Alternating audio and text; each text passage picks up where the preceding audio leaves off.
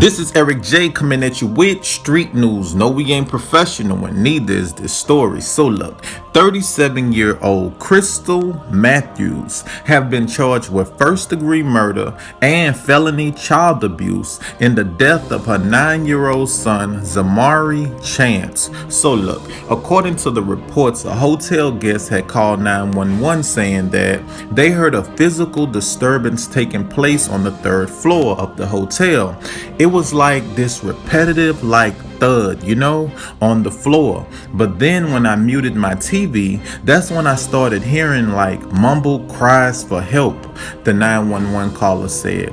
According to the autopsy, Chance had multiple cuts and bruises on nearly every part of his body, including his head, neck, as well as deep scalp hemorrhages. A police officer said in a court document, Zamari was slumped over on the floor with an excessive amount of blood visible. She beat him with her hands and feet.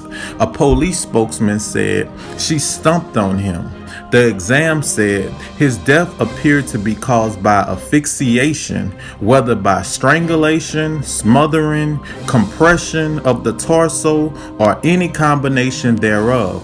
Matthews appeared to have shaved her head right before she was arrested. Before being sentenced, Matthews told the judge, "I just want to say I'm sorry, and I miss my son, and I never meant for this to happen." Records show that police have been called to the Matthews home several times over the past year, including twice for psychiatric help and once for a domestic disturbance. Just 12 hours before Zamari was killed, family members of Matthews sent paperwork that showed the mother of the child had been diagnosed with psychosis last year. She was taking medication daily to treat anxiety, insomnia, and mental illness. Kareem Moore Sr. said he didn't know about the mental health evaluations and said that if he had known, his son would be alive today. Listen, first I just want to say thank you to the person who called 911 and reported what they heard, because they could have easily just said, you know what, I ain't got nothing to do with that. That ain't my business, and just turned the TV up and ignored what was going on like so many of us do. But listen, 12 hours before she killed her son, the police responded to a domestic disturbance involving her. And being that she's somebody who's already received psychiatric help twice, her family said that she had mental health issues. Why was she alone with her son in a hotel when it's clearly obvious that she's going through something? You see, we can't just keep putting all the blame on the person with the mental illness. At the end of the day, they're sick. They have an illness. But what's wrong with you?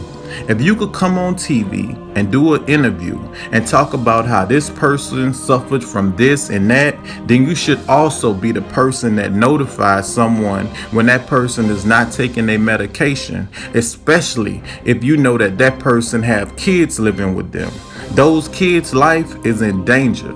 We can't just keep waiting till something happen and then we sit around and talk about it.